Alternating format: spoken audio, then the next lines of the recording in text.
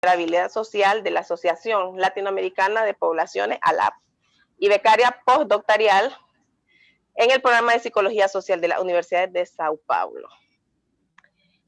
También recordando que el módulo 5 es el tema tenemos como igualdad de género y derechos humanos, mujeres afrodescendientes. Entonces, muchísimas gracias y estamos más que seguros que va a ser de mucho provecho esta tarde. Bien, muchas gracias, Lidice Gamier, ¿no? Sí, Lidice. Lidice Guiami. Lidice Chávez Guiami. Ângela, muchas gracias. Muchas gracias também a Marco Antônio Ramírez por la invitação.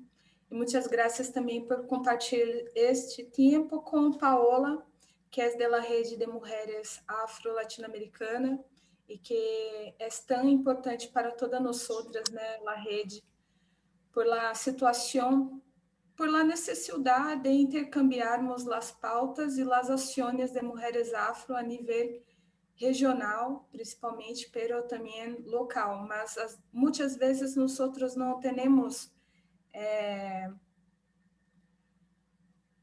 todas as experiências são muito importantes e intercambiá-las é uma necessidade constante para que nós todos possamos crescer e ampliar a justiça social em toda a região, não só em um país ou outro. E a história das mulheres afro e indígenas também em nossa região é totalmente cruzada por situações em comum de origem, né? Por la opressão causada por el colonialismo, a esclavitud e o patriarcado que é tão visceral acá em nossa região. Eu traí uma apresentação, mas pensando assim, que vocês todos estão como investigadores também, né, em formação. E muitas das vezes nós necessitamos de aportes teóricos, dominar os conceitos para que possamos desenvolver nossas investigações. Eu já fui uma iniciante, né, de ciência, uma maestra, agora sou uma pós-doutora, pero em todo esse percurso foi muito necessário adquirir ferramentas, né, para lograr fazer minhas investigações, porque muitas das vezes nós estamos em universidades que são brancocêntricas, né, eurocêntricas no conhecimento, que priorizam muitos conceitos que são mais do norte global, né? Isso é uma crítica geral que todas nós temos, e são também muito machistas, né? Porque priorizam demasiado o conhecimento elaborado por homens, elaborado por las elites, e isso custa muito ao estudante que está começando, porque impacta em la possibilidade de nós mirarmos a nós mesmos como os futuros ou os próprios investigadores.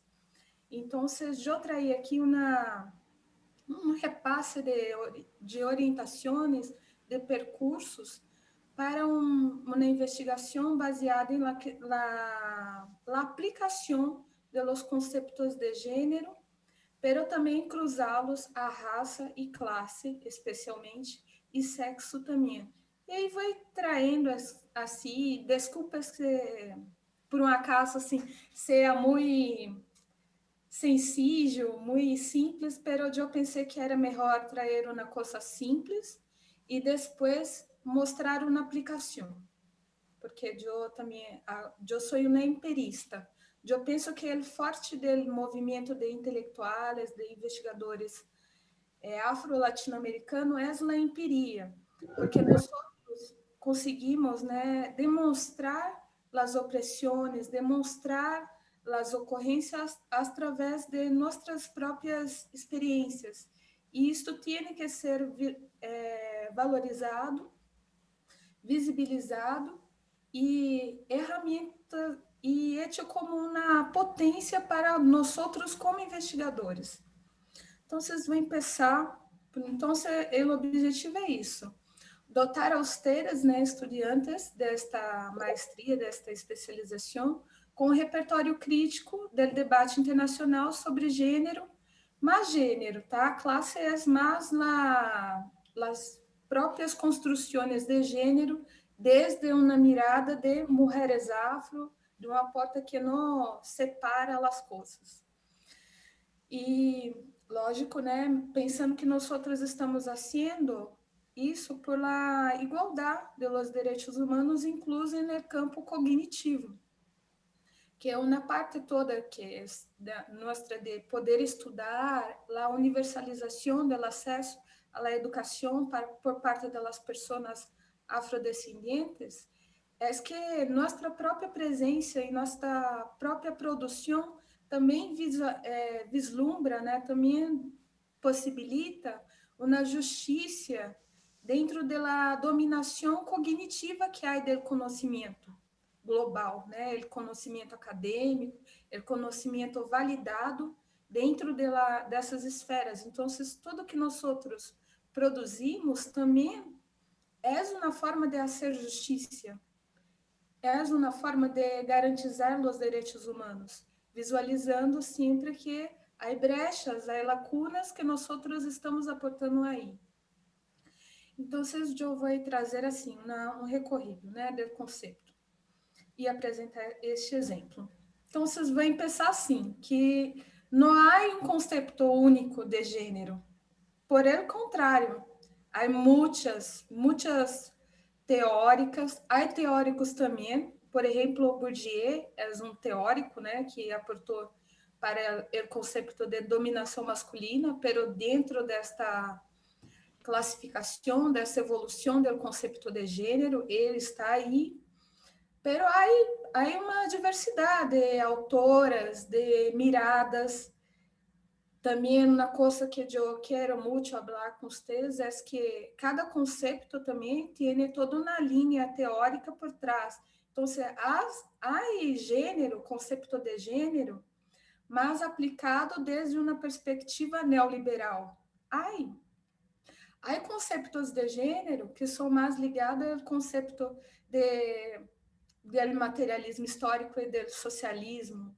Há conceito de gênero desde uma mirada de mulheres afro. Há muitas concepções. Há concepções desde a questão da justiça para a população LGBTQI, que também se agregou aí dentro do debate sobre o conceito de gênero. Pero sempre temos que começar pelo marco, né? Então, em minha opinião, aqui está escrito em português, tá? Me desculpem, pero depois podemos traduzir. Pero o marco, assim, conceptual, que depois todas nós... ¡Ay, me muera! Olá? Alguém? Então, vou continuar.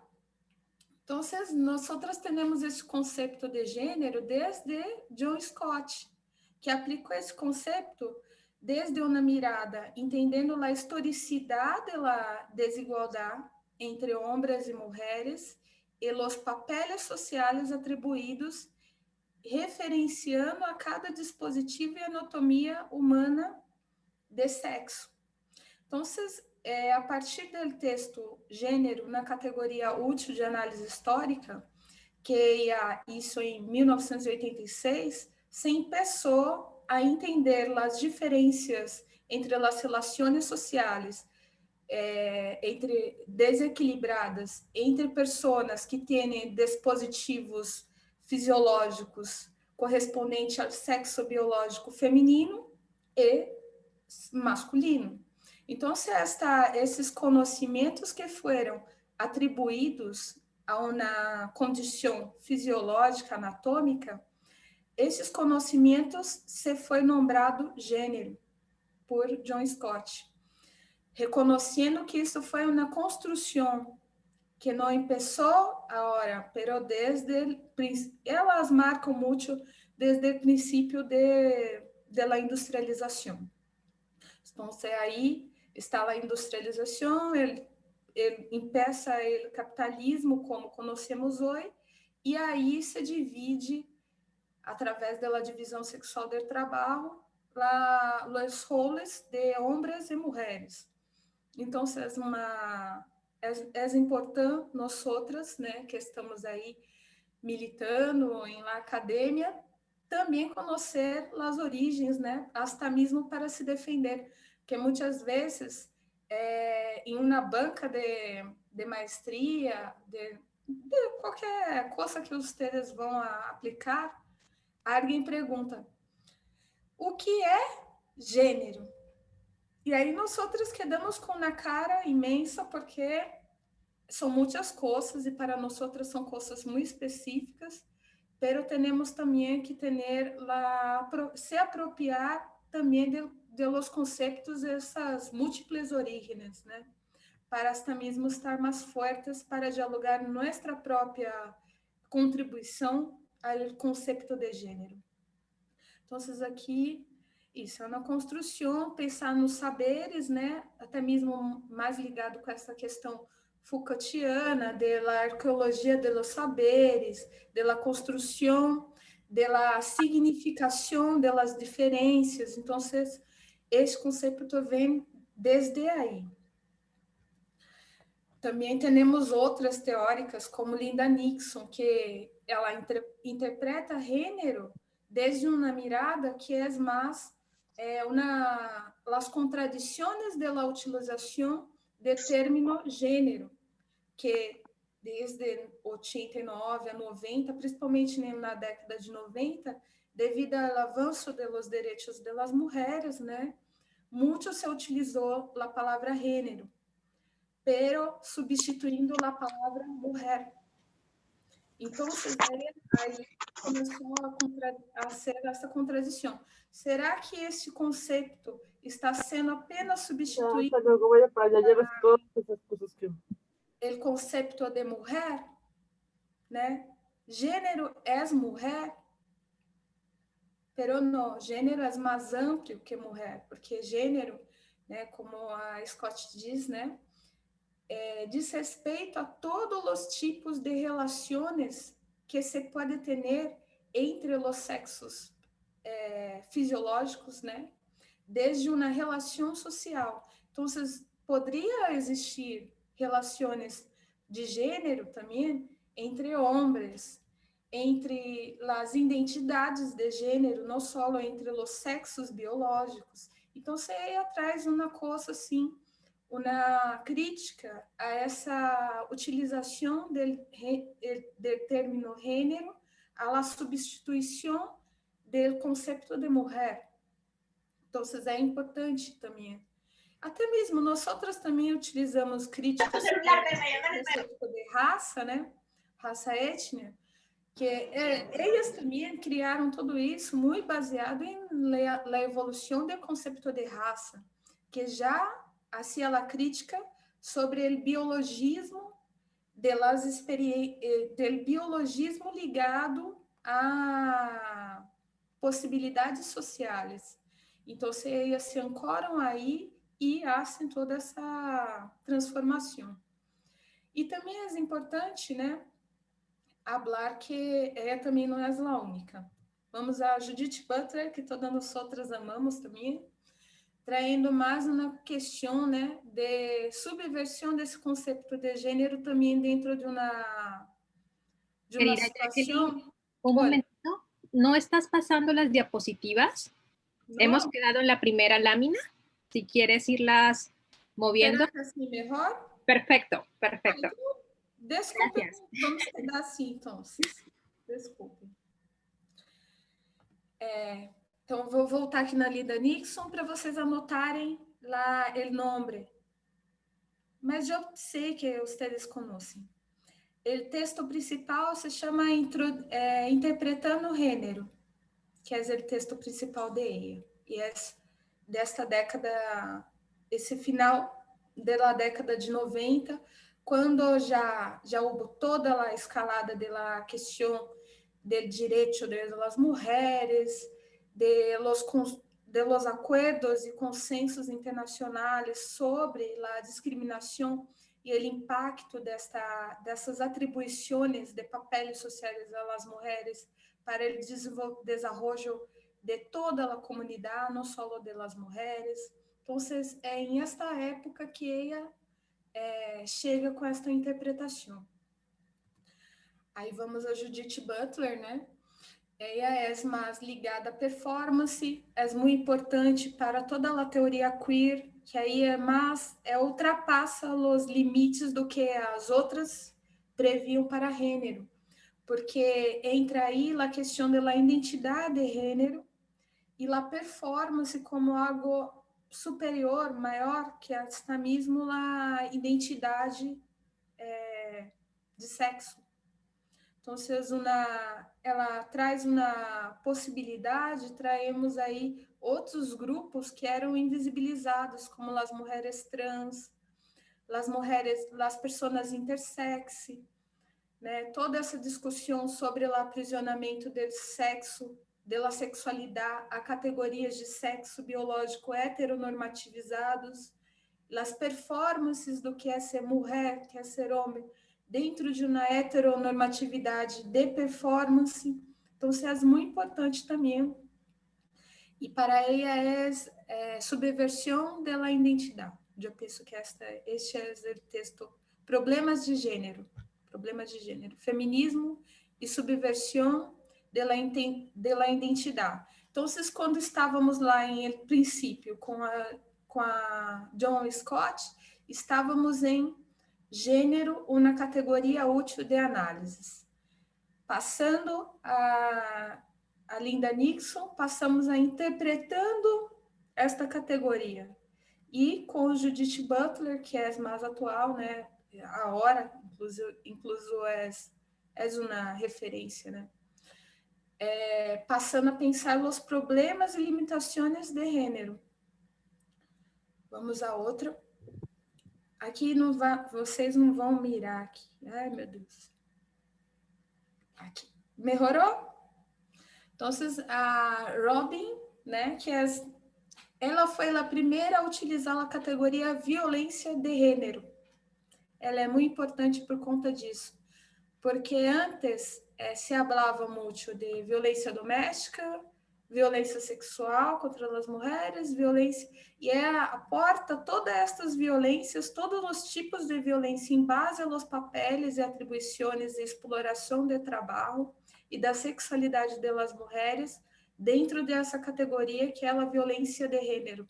Então, ela traz uma nova possibilidade nos outros, saindo desta situação solo da mulher como dentro de las relações domésticas, para pensar até mesmo em la guerra, né? Ela traz muito a questão da violência sexual como uma arma de guerra e de controle da mobilidade social das mulheres. Então, é muito importante também. E difícil, para mim, eu penso assim, Gay Robin é a mais difícil, assim, de todas as que eu mostrei esta hora. Eu penso que ela é muito complexa em analisar essa situação, né,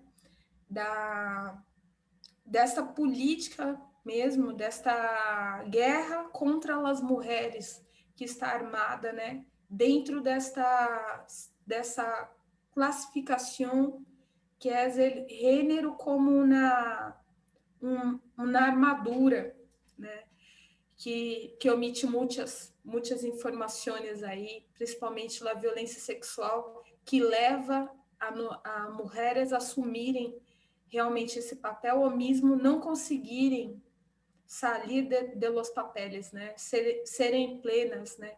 Enquanto humanas, principalmente por conta da violência sexual heteronormativa, né? Aí, aqui é a minha... Eu estou aún estudando, eu tenho que dizer a vocês, eu sou uma pessoa que eu estudo muito, há muitos anos, e não quero parar de estudar, né? E me encanta estudar a teoria de gênero, a teoria do patriarcado, tudo isso.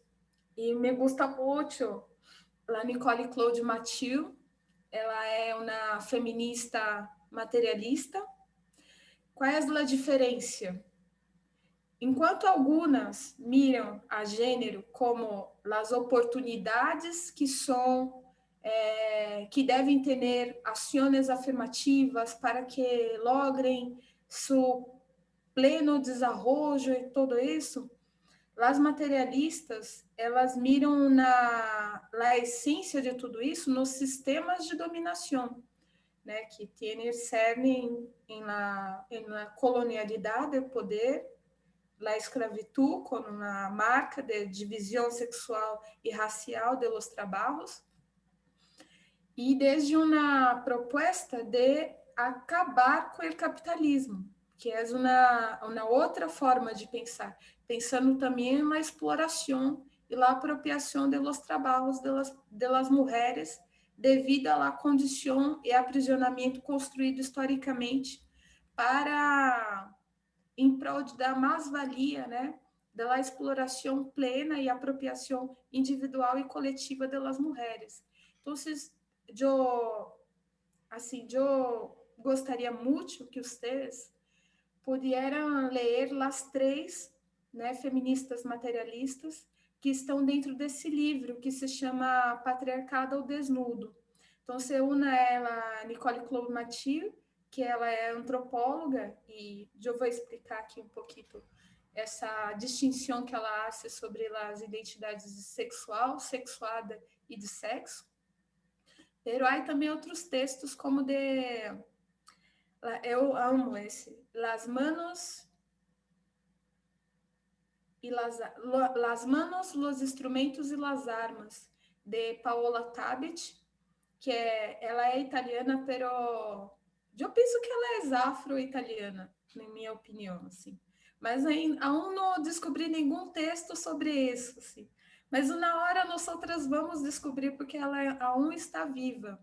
A Nicole Cloud-Mathieu não está mais viva, nem a Colette Guillemot, que é a outra escritora que está aí dentro dessas três feministas materialistas. E eu acho muito interessante que nós outras temos dentro deste pensamento, né, do patriarcado, do combate, né, a destruição do patriarcado, capitalismo e do racismo, nós outras temos a Oki Curiel, que é uma colombiana, né, feminista afro de nós outras, que é uma das organizadoras deste livro. Então, eu penso que é fundamental que nós outras leiamos a isso para entender por que nossas feministas afro-latino-americanas estão aliadas a esta ideologia. E por mim, eu quero aí também, me encantou, porque eu penso assim, nossa condição é de exploração e apropriação de trabalho reprodutivo, doméstico, emocional, sexual, sim, e desde o princípio. E dentro delas conceitos que elas traem, é possível entender por que nós outras estamos, a classe de mulheres afro, né, latino-americana, está em la base da pirâmide social. Não é à toa, né? É um grande contingente de mano de obra explorada plenamente em todas as possibilidades e, ao mesmo tempo, apropriada em prol de um capitalismo, de um sistema neoliberal, agora, né, que promove a matança em prol de lucro, né, das grandes corporações. Depois vou mostrar uma outra que eu também amo muito, o conhecimento que ela produziu, e que é justamente isso, não é o feminicídio, por exemplo, eu estudo muito o feminicídio. Se nós outras vamos a primeiras denúncias de feminicídio, quem são? São mulheres indígenas, jovens, que migram do sul do México ao norte de México para trabalhar nas maquileiras e nas grandes incorporações.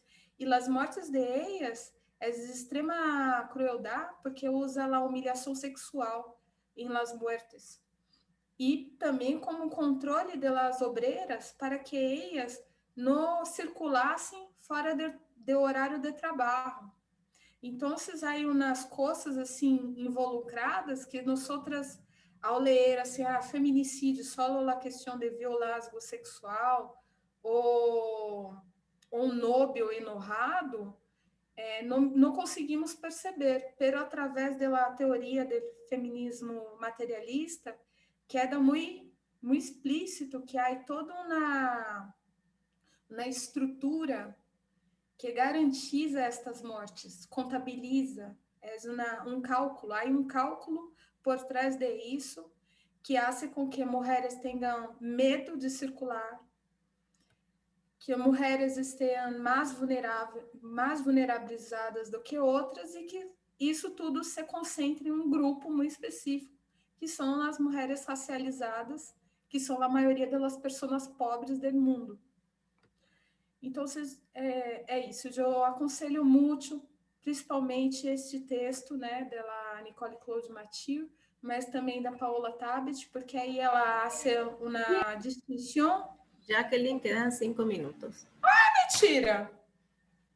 Então, vocês vão ler depois. Então, No, lo siento, no, tienes tiempo, no te preocupes, fue una confusión. Não, vou falar mais rápido, muito rápido agora. Então, até a hora, nós outras estávamos mirando, que é muito grande. Vocês me pediram para falar de gênero, eu penso assim, como vou ser para mostrar tudo isso em tão pouco tempo? Mas, assim, são orientações para que vocês sigam os estudos por conta própria. Então, aí, nós outras também, fora lá, as materialistas, fora as americanas, fora as inglesas, né, del queer, nós outras temos toda uma tradição do feminismo afro, não só dos Estados Unidos, mas também afro-latino-americano, que deve ser mirado com atenção, porque as propostas são profundas, são propostas que involucram a comunidade, involucram conhecimentos e experiências exitosas de mulheres afro, trabalhando e construindo uma outra possibilidade de ser mulher para todos, não só para as mulheres afro. Eu penso que isso é uma coisa muito importante. Eu conselho, né, a leitura integral do livro de Patricia Hill Collins, que ela é de uma tendência mais social, eu não sei se é socialista, mas pelo menos há uma mirada para a questão da conscientização, que é um conceito de marxista, então eu penso que sim. Então, vamos mirar ela e o critério, o conceito principal que ela dona a nós outras são dois. Um é a matriz de la dominação e o outro é as imagens de controle de mulheres afro. Então, estereótipos e a cruze de discriminações. Vou terminar, gente. É que não vou terminar aqui. Mais 10 minutos, 5 minutos, vai. Aí todos sabem, né, que a Kimberly Crenshaw, ela foi aqui, vamos dizer assim, propôs literalmente, né, e efetivamente o conceito de interseccionalidade, que disse que quando olhamos só as mulheres como um todo, esquecemos a mulher afro, e quando observamos só a população afro, o negro como um todo, só damos visão à experiência de los hombres negros, os homens afro. E dentro dessas duas dicotomias, a mulher afro está invisibilizada. Então, ela propõe a ser uma mirada interseccional, onde todas as posições podem ser visíveis. E eu vou fazer a crítica, muito antes de ella, havia também a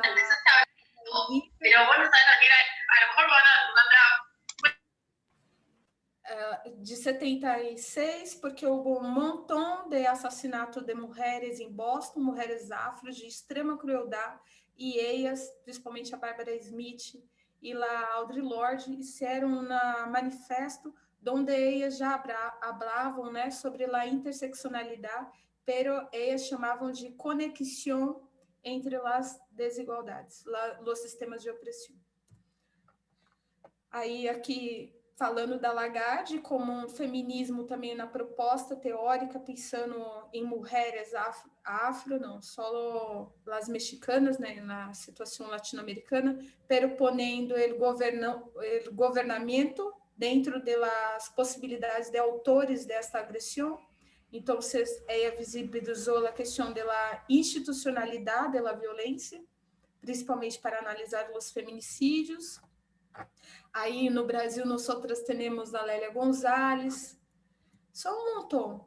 E aí eu iba a ser essa parte da aplicação, né? Então a gente tem a teoria da interseccionalidade, a gente tem várias teóricas, a gente tem,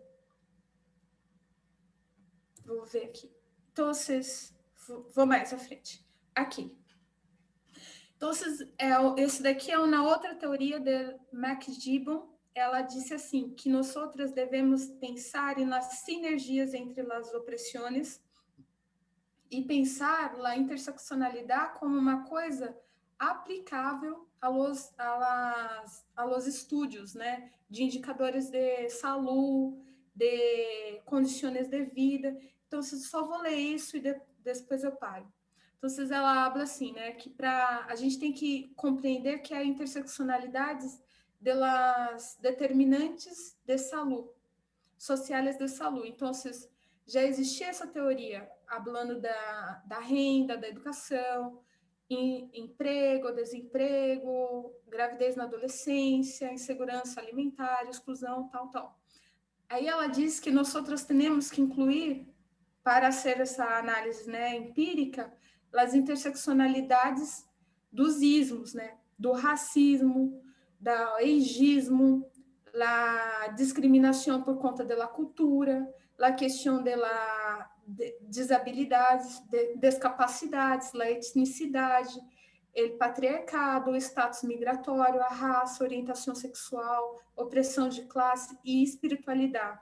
Porque eles são do Canadá e tem toda uma questão de ancestralidade que implica em acesso a direitos humanos, porque ou vive mulher, ou há discriminação sistemática dentro dos próprios serviços de saúde, que não recebem a elas por conta de questões de espiritualidade.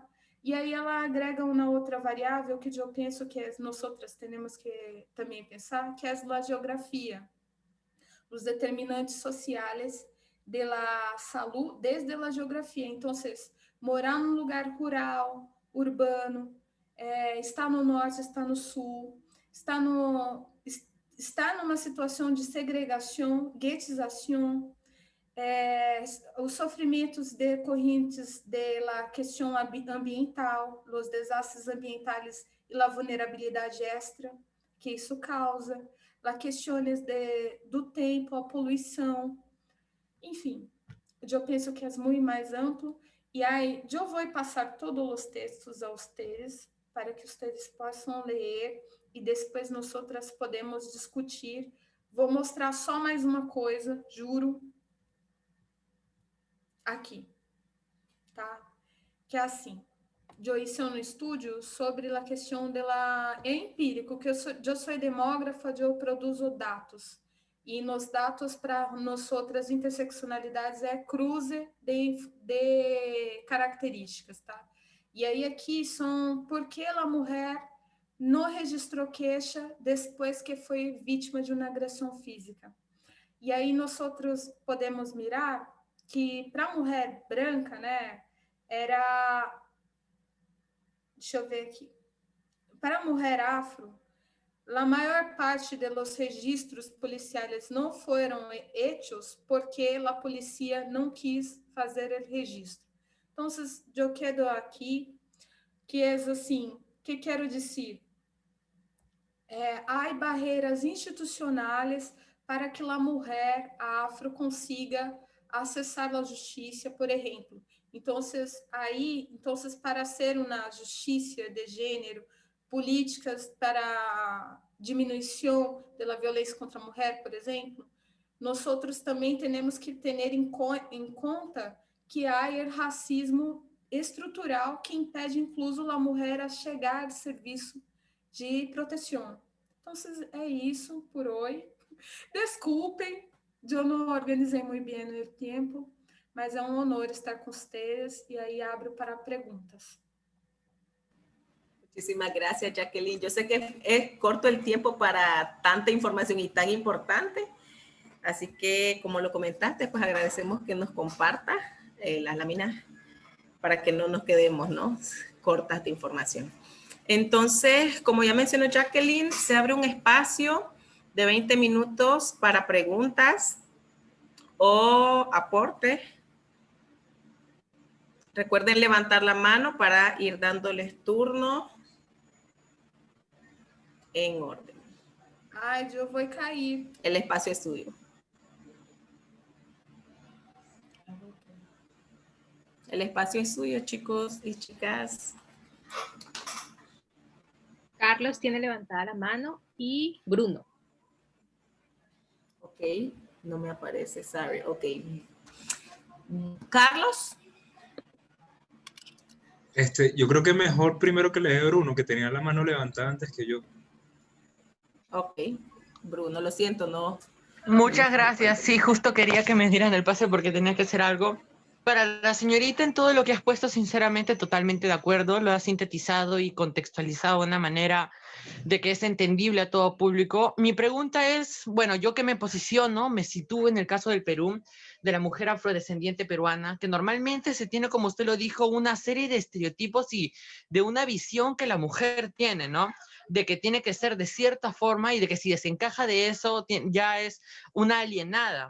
Mi pregunta para la señorita es cómo podemos luchar ante esto mediante un diálogo de paz, ¿no? Porque normalmente hablan, por ejemplo, que la mujer afrodescendiente peruana tiene que cocinar, tiene que bailar festejo, tiene que tener cierto tipo de características, lo cual no aplica en todos, porque recordando de que todos somos tan variados y tan variadas y no tenemos los mismos pensares, las mismas crianzas, tenemos de que recordar que también venimos de diferentes casas, ¿no?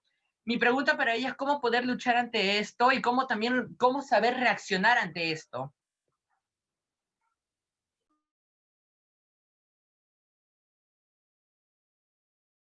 Eu vou respondendo uma a uma ou vão ser em blocos? Como vamos fazer?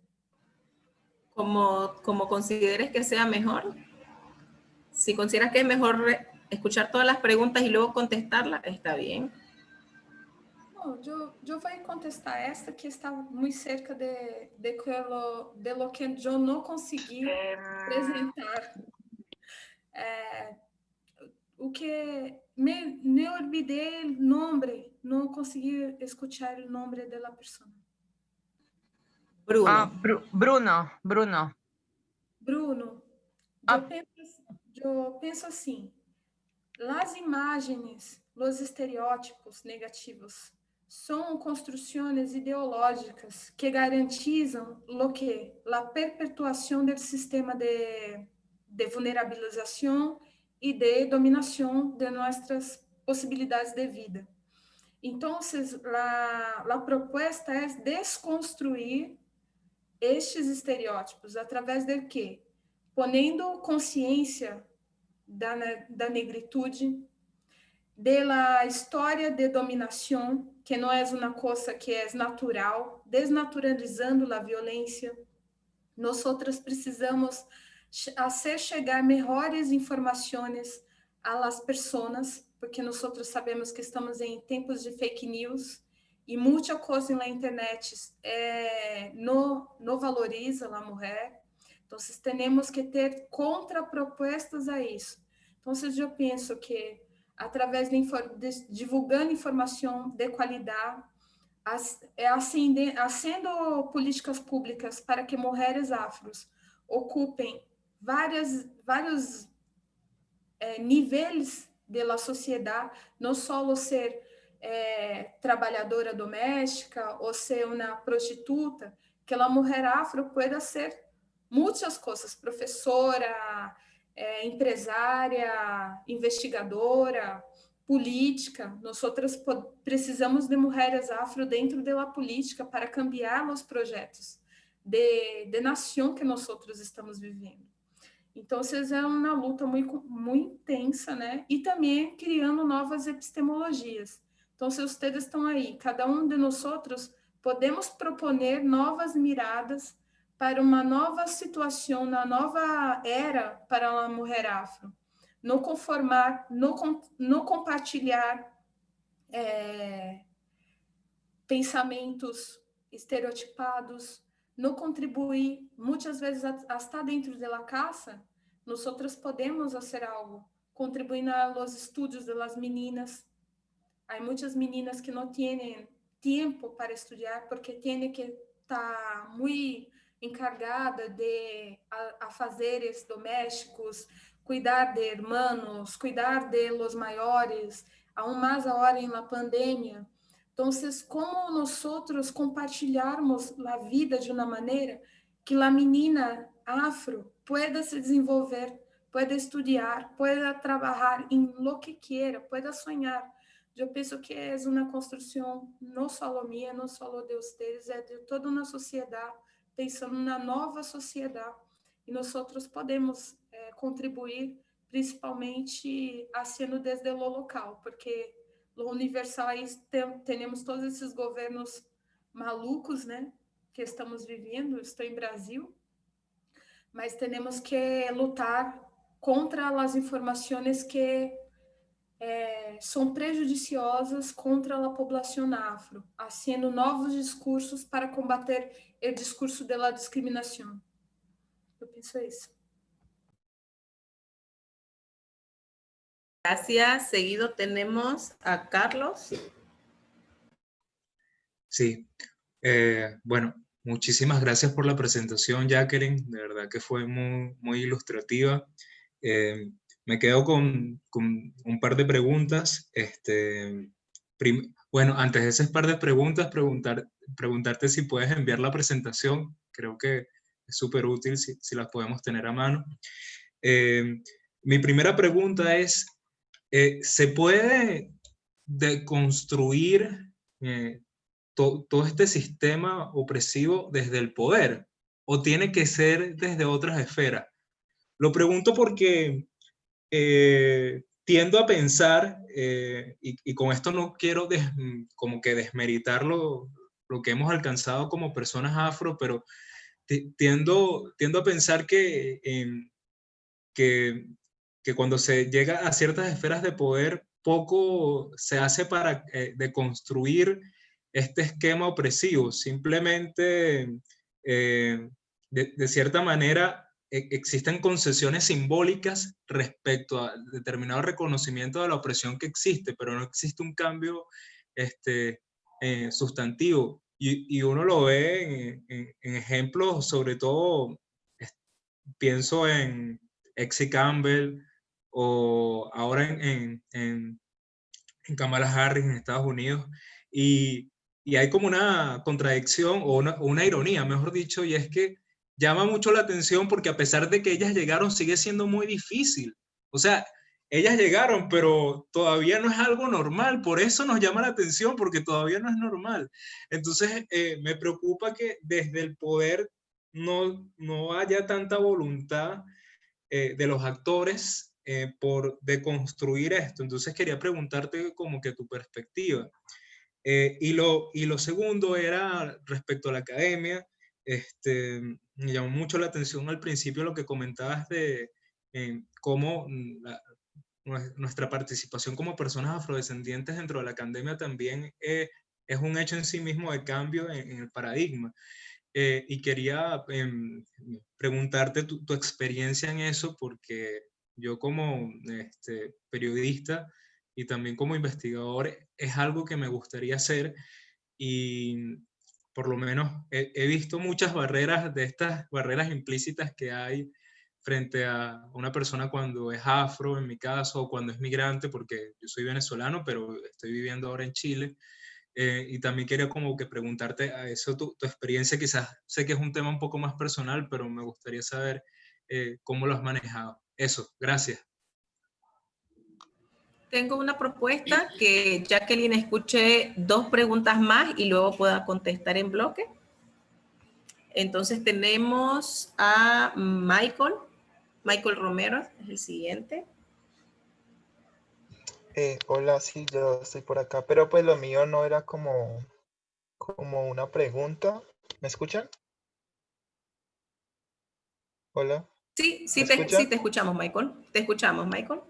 Ah, vale, vale.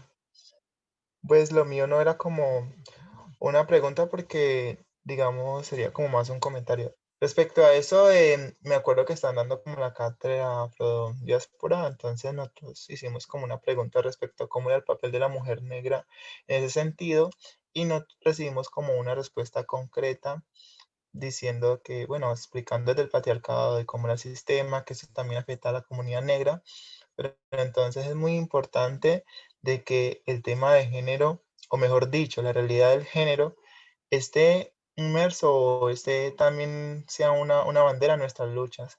Ya sabemos de que hay unas brechas sociales que atraviesan a las mujeres negras, las personas también diversas, porque si sabemos que mientras que las mujeres, digamos, mestizas están luchando por el voto, las mujeres negras estaban luchando por la abolición de la esclavitud. Entonces aquí hay como unas diferentes luchas de pronto de que mujeres negras se revolucionaran y no se, de alguna forma no se sintieran identificadas con el feminismo occidental, que crearon un propio movimiento que fue un movimiento pues del feminismo negro y que desde ahí impartimos porque nosotros como personas negras estamos condicionadas. Entonces yo le decía al compañero que si somos negros, si somos migrantes, si somos mujeres, somos personas diversas, pues estamos en una escala mucho más abajo que las personas, por decirlo así, blanco-mestizas. Entonces de alguna forma nosotros tenemos que estar también respondiendo como hablar de que solamente el género no se habla de las mujeres, sino que también de las personas diversas. En una comunidad pues negra también estamos las personas diversas y junto con las mujeres que de alguna forma hemos tratado de ganar nuestro lugar, que nuestras voces han sido silenciadas históricamente y que es muy importante que nosotros y nosotras y nosotres pues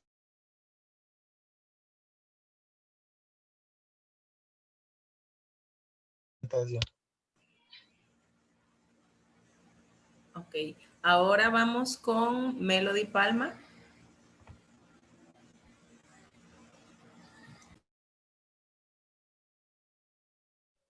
Buenas, yo quería preguntar más que todo, desde la, la expositora señaló el territorio como una variable a considerar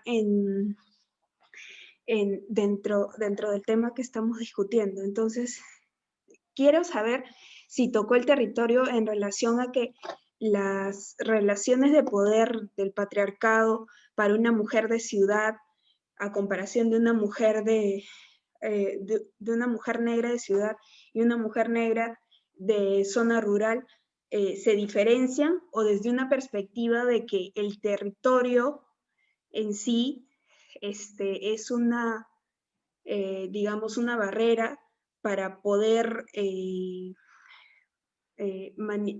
proteger los derechos de las mujeres afrodescendientes, justamente porque no se manifiesta en un territorio.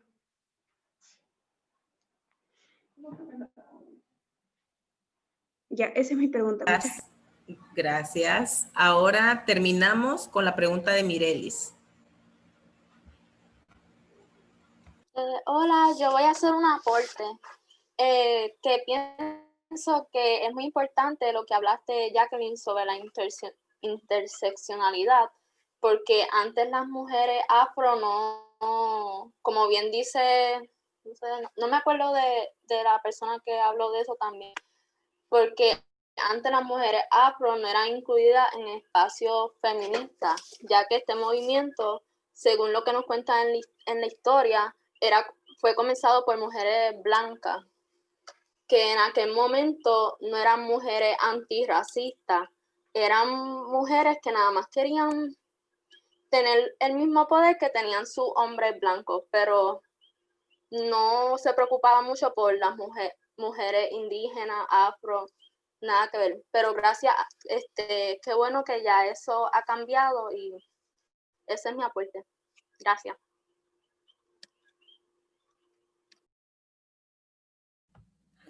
Bueno, vou ser rápida também, porque quero muito escutar todas as outras ponências também. Eu penso assim, desde o poder, nós podemos reformar, que é o que estamos fazendo. Então, há mais representatividade, consegue Obamacare, consegue ações afirmativas, isso cambia o sistema pouco. Que necessitamos de la revolução, pero la revolução, miramos aí em todo o nosso continente, dos únicos países que fizeram revolução foi Haiti, e mira como estão, e Cuba, que também já se regrediu a intervenção, né, internacional, das multinacionais, do poder internacional. Então, é um assunto muito largo para nós outros, não há tempo para debater isso, mas eu penso assim, é importante que estejam lá, Psicampio, é importante a Harris estar, é importante vocês estarem na universidade, mas são muito pontuais. Quando estivermos em massa, aí é a revolução. Por isso que temos que ampliar o número de nós outros dentro dos espaços de poder, ao menos para aportar alguma coisa, porque também deixar como está, eu penso que não é válido. Aí me perguntou, Joe, estar em la universidade é uma situação contraditória para nós outros, né? Há muita rejeição.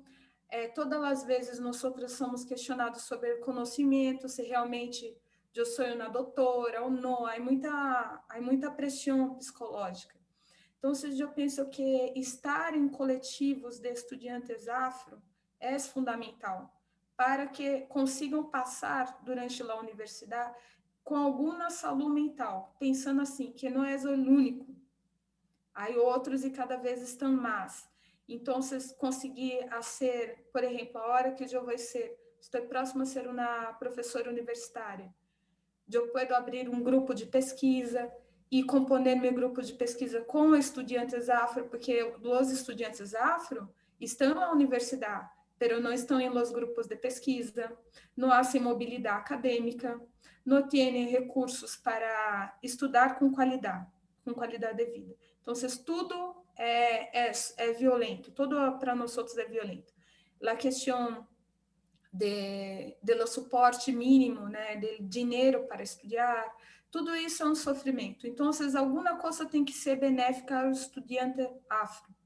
Eu penso que tem que ter a convivência com outros estudantes afro, rede de relações. Então, parabéns ao grupo que está logrando fazer essa escola afro, porque assim vocês podem construir redes de contribuição, inclusive acadêmica, escreverem juntos, fazer investigação juntos, prestar suportes para conseguir projetos juntos, que é mais forte, dois é mais forte que um, né?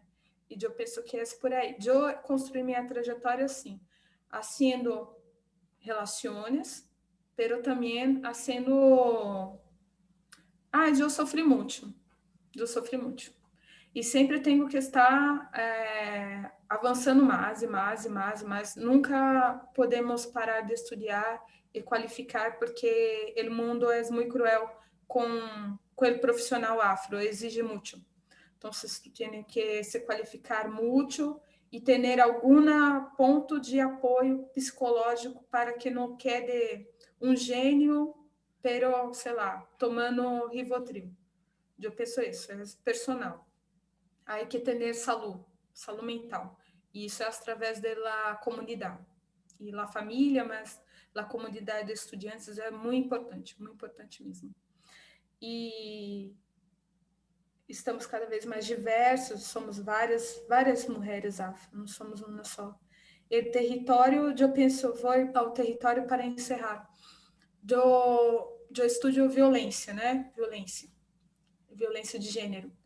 Há mulheres, por exemplo, que estão em territórios quilombolas e que os fazendeiros os grileiros intentam sacar a terra dessas comunidades, que são, na maioria, lideradas por mulheres, que resulta assassinatos de lideresas, Hay também toda a violência, por exemplo, uma pessoa que tem que pegar um barco para ir à escola, já vai ter acesso à escola diferente, um centro de atenção médico que tu tem que ir a hora mesmo, Covid. Os hospitais de campana só em la ciudad. E a pessoa está com Covid em interior, em rural. Só o trajeto e a acessibilidade a ele insumo, ele tratamento, já é uma barreira para que aquela pessoa consiga acessar toda a qualidade, né, de tratamento e sobreviver a isso. Então, é isso. O território genera múltiplas desvantagens ou vantagens e desafios para que nós outras possamos aplicar os direitos aí. Então, vocês têm que pensar especificamente. É isso que eu estou falando muito. É importante ter medidas específicas, porque o general não cobre todos. Somos muito diversos. E lá a opressão é muito diversa também. E os tipos de violência também são múltiplos. Cada situação genera uma condição e para ela necessita de atenção especializada. E é isso. Muitas graças, gente. Termino por aqui. Muitas graças mesmo. Assim, foi um honor e vou compartilhar todo o que tenho aí para Marcos e passa porque não tuve tempo de mostrar tudo. Muchas gracias. Muchísimas gracias. Ha sido un honor para nosotros escuchar lo que has compartido. Y ahora damos paso a la siguiente ponente. En esta ocasión tenemos con nosotras y nosotres, a Paola Yáñez Hinofuentes. Paola es activista afroboliviana, feminista, ingeniera civil. También es la coordinadora general de la Red de Mujeres Afro-Latinoamericanas, Afrocaribeñas y de la Diáspora, directora ejecutiva del Centro Afroboliviano para el Desarrollo Integral y Comunitario, CADIC. Ella tiene un posgrado en mecanismos de defensa de derechos de mujeres indígenas y afrodescendientes, exintegrante del Grupo Asesor de Sociedad Civil de ONU Mujeres para Latinoamérica y el Caribe. De igual manera es facilitadora en temas de género, identidad, discriminación racial, derecho de las mujeres, derecho de las poblaciones afrodescendientes y pueblos indígenas. El espacio es tuyo, Paola. Gracias, Lídice. Buenas noches a todos, todas, todes. Gracias a Marco, a todo el equipo de Ashanti por el espacio. Y bueno, espero que podamos dialogar en esta noche. No sé si necesito compartir pantalla. No sé si me pueden autorizar, por favor.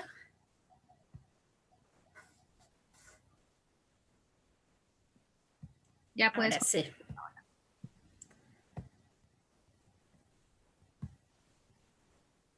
Ok, se ve, ¿verdad?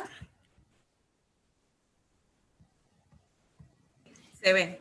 Ajá, bueno, yo me voy a detener un poco en algunos conceptos, porque a veces nos perdemos mucho cuando vamos hablando, cuando hablamos de derechos y cuando vamos incidiendo, a veces vamos confundiendo los conceptos y creo que va a ser importante, considero importante que vayamos dialogando de esto. El género, como ya les había ido diciendo a Jacqueline, es un término además que está en permanente construcción y definición, o sea, no podemos entender el género como algo fijo, sino que es algo que constantemente se va cambiando, está construyéndose de nuevas maneras, ¿no? Entonces, el género también se entiende como un conjunto de características diferenciadas que cada sociedad asigna a hombres y mujeres. Esto pasa por un tema más cultural que biológico. Las categorías de análisis son categorías de análisis que permiten diferenciar lo biológico de lo cultural determinado por el género. O sea, vale decir que hasta los años 70 se hablaba de sexo, ¿no? Entonces, sexo hombre, mujer, para tratar de diferenciar las categorías. Sin embargo, se vio que esto no era factible, o sea, no funcionaba como tal. Entonces empezó a abordar esto desde la lógica del género, separando lo biológico, o sea, esto de haber nacido hombre, mujer, o sea, que además es bien relativo, ¿no? Y abordar el género, o sea, como las construcciones de género como algo más cultural y que viene determinado por esto, ¿no? O sea, por lo que creemos que son roles de hombres y roles de mujeres. A la vez, el género es una construcción discursiva y cultural de los sexos biológicos, o sea, de lo que es hombre y mujer, y a partir de eso, cómo vamos construyendo toda una cosa discursiva y cultural, ¿no? Como las mujeres hacen esto y los hombres aquello, ¿no? Entonces, los hombres juegan fútbol, las mujeres cocinan, entonces, que además la sociedad ha estado como se ha construido bajo esta base, ¿no? De los estereotipos y roles de género. El género y por tanto las relaciones de género, entonces es una construcción social, no tiene nada que ver con la biología. Además, el género en esto ya nos ha permitido en este periodo a trabajar otras categorías que tienen que ver, por ejemplo, con la orientación sexual y la identidad de género. Entonces, pero hablamos muchísimo de la igualdad de género también, cuando hablamos de incidencia en los derechos humanos, entonces de que vamos a hacer un trabajo para alcanzar la igualdad de género. Entonces, ¿de qué estamos hablando cuando hablamos de igualdad de género? Estamos hablando de alcanzar la igualdad formal ante la ley, o sea, de que las personas tengamos los mismos derechos, seamos hombres, mujeres, personas trans, LGBT, Q+. Entonces, creo que bueno, por ahí va la igualdad de género, pero también apunta a la ausencia de total discriminación entre los seres humanos en lo que respecta a sus derechos. O sea, cuando hablamos de igualdad de género, estamos hablando del ejercicio pleno de los derechos ante la ley, ¿no? Entonces, a eso va referido. La ideología de género, que además se ha puesto como muy en boga estos últimos años, que se ha estado hablando muchísimo de la ideología de género, ¿no? Entonces, pero no se termina de entender qué es la ideología de género. O sea, desde un discurso dominante se ha apuntado que la ideología de género es como es el lobby gay, le dicen algunos, o el lobby abortista, ¿no? De mujeres buscando el aborto, u hombres, o esto de que se quieren casar, o el lobby gay, entonces como le han llamado las religiones.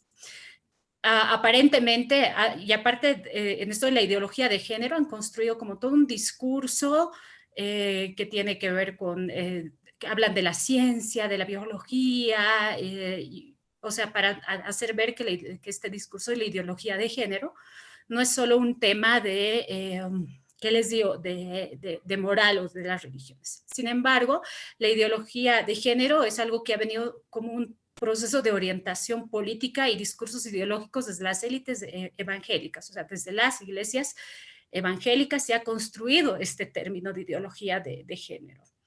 Los evangélicos latinoamericanos han ido asimilando entre los años 60 y 70 un individualismo teológico de corte fundamentalista proveniente del sur de los Estados Unidos.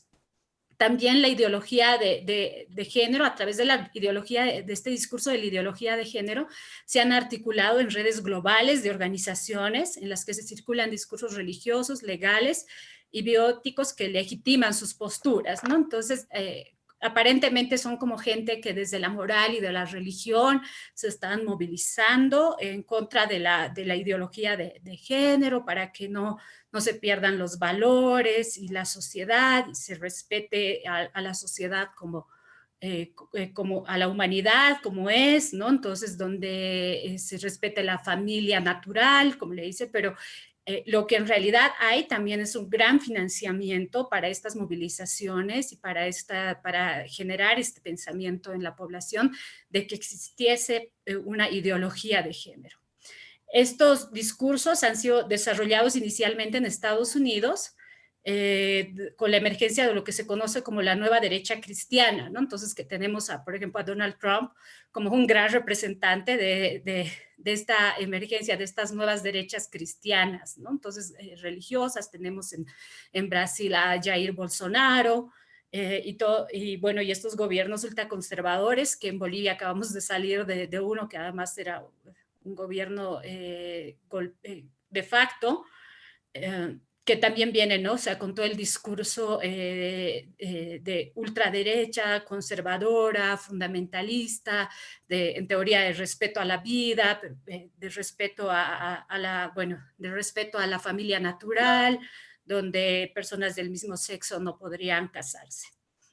Han tomado también puntos que sí promueven los estudios de género, o sea que esto es otra categoría a abordar, pero haciendo una diferenciación entre sexo y género. Lo interesante de este movimiento es que han tomado mucho de lo que ha producido el movimiento feminista en términos de conceptos y desde la academia, y han agarrado como los mismos discursos para construir un discurso propio apuntando a la ideología de género.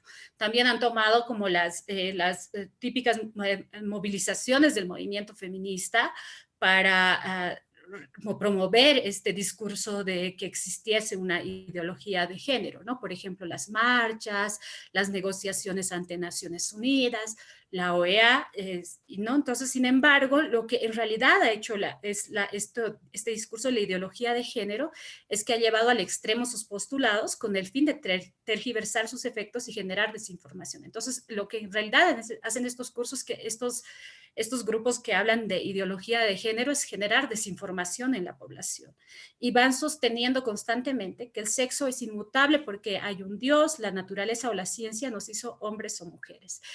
Pero, o sea, si me preguntan, no existe como tal la ideología de género, sino es más una invención desde las iglesias desde las élites evangélicas, con el objetivo de frenar el avance de derechos humanos y de reconocimiento de la población en la magnitud de la que somos, diversos y diversas.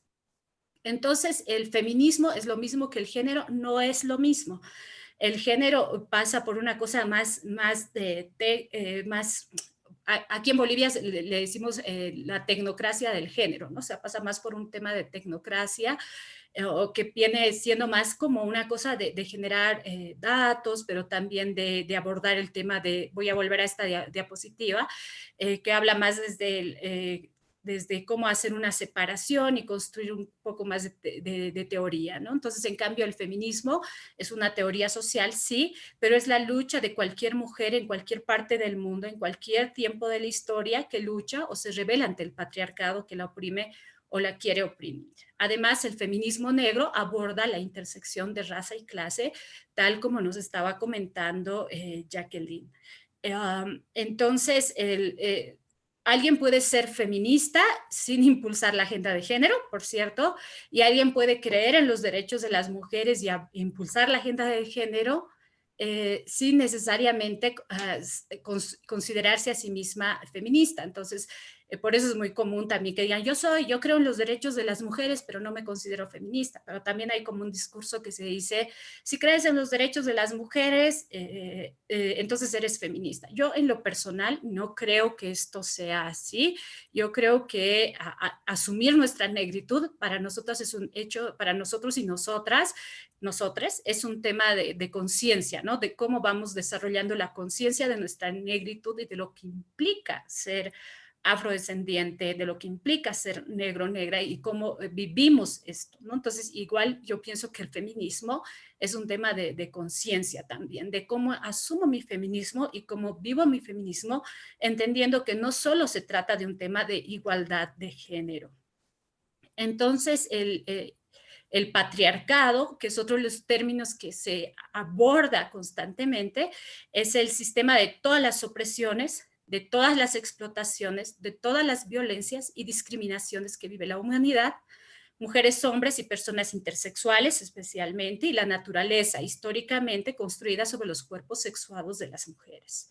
Entendemos más el patriarcado como la relación de opresión o dominación de los hombres hacia las mujeres, y muchas veces se cree que el patriarcado le es beneficioso a los hombres, entonces, y que los hombres no deberían movilizarse contra el sistema patriarcal, pero al contrario, o sea, las mayores víctimas también del sistema patriarcal son los hombres, porque a partir del patriarcado a los hombres se les cría, por ejemplo, se les educa en la violencia en que se aprueba, ¿no? O sea, que los hombres deben de ejercer violencia sobre el cuerpo de alguien más o relacionarse a través de, entre ellos, a partir de la violencia, ¿no? Entonces, y también hay como una deshumanización del hombre en esta crianza en la violencia hacia los hombres. Entonces, tanto hombres como mujeres somos víctimas de este sistema patriarcal, ¿no? Y en el caso de Latinoamérica,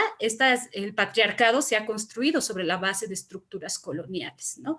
Y especialmente ya cuando hablamos de los hombres afrodescendientes, es como el patriarcado, el sistema patriarcal ha creado una serie de estereotipos sobre los cuerpos de los hombres negros y también sobre el cuerpo de las mujeres negras, que ha tenido que ver también este sistema patriarcal, el patriarcado ha tenido que ver con la apropiación del cuerpo de las mujeres negras, que se ha tomado en el proceso de colonización, ha habido una toma del cuerpo de las mujeres negras para la reproducción de la mano de obra esclavizada, ¿no? Entonces, que ha tenido también colonialismo y patriarcado cuando se juntan, tienen estas características.